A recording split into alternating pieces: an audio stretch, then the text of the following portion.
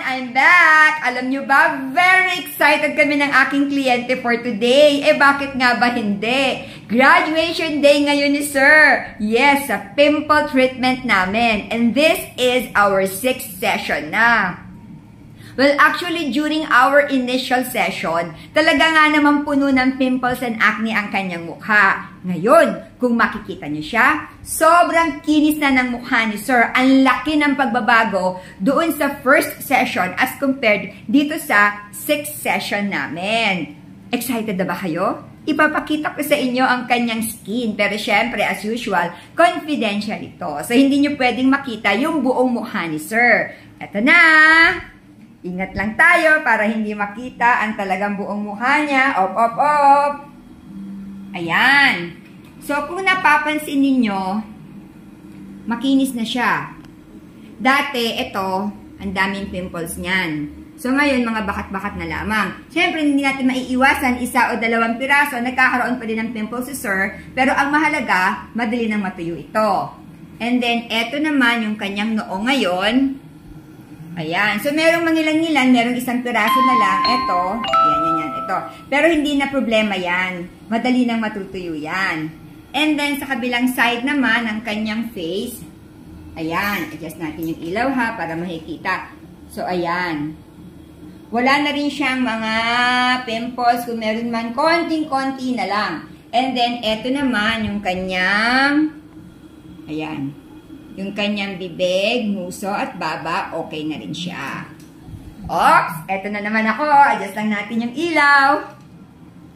So, ano nga ba talaga ang naging sikreto ni Sir? Bakit sa 6 sessions lamang, talaga nang improve na ang kanyang skin? Ang lagi kong sinasabi, kung talagang gusto, magagawa. Walang malayong lugar sa taong gustong gumaling. So, kahit nag-aano pa ka-busy si Sir sa kanyang pag-aaral, he makes it a point na every 2 weeks, nagkikita talaga kami. At lahat ng mga ibinibigay ko sa kanyang produkto, tunay ngang inilalagay niya lahat sa kanyang mukha.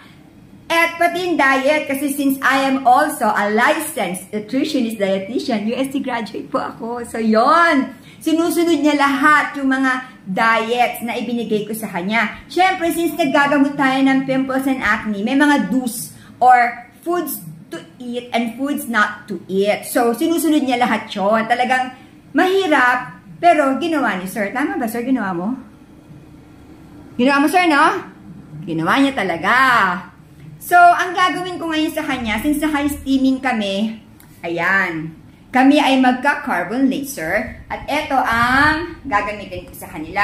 Well, aside sa carbon laser na ginagawa ko for pimple treatment, naglalagay din ako ng glycolic acid peeling. Kasi nga, ang sabi nga, at ito ay totoo, ang glycolic ay nakaka-control ng oil ng skin. And then, yung mga simpleng pimples and acne, natutuyo din niya. And then, since ang glycolic is also anti-aging and whitening, yes, nakaka-lighten siya ng skin, and at the same time, nakakawala siya ng wrinkles.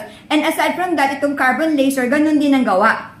So, nakaka-control din siya ng oil ng skin, nakaka-lighten siya ng skin, nakaka-dry din siya ng mga simpleng pimples, and anti-aging din ang carbon laser.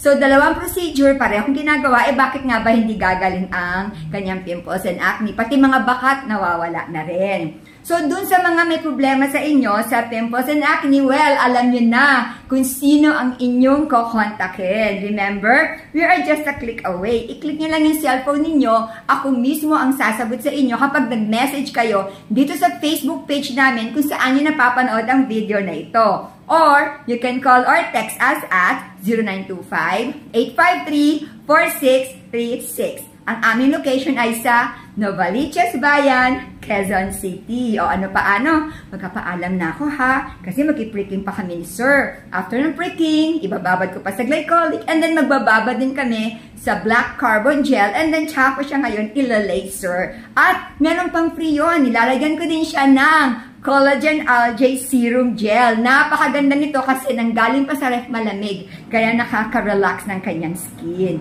O sige, magbababay na kami ha. Bye guys! I'll see you soon!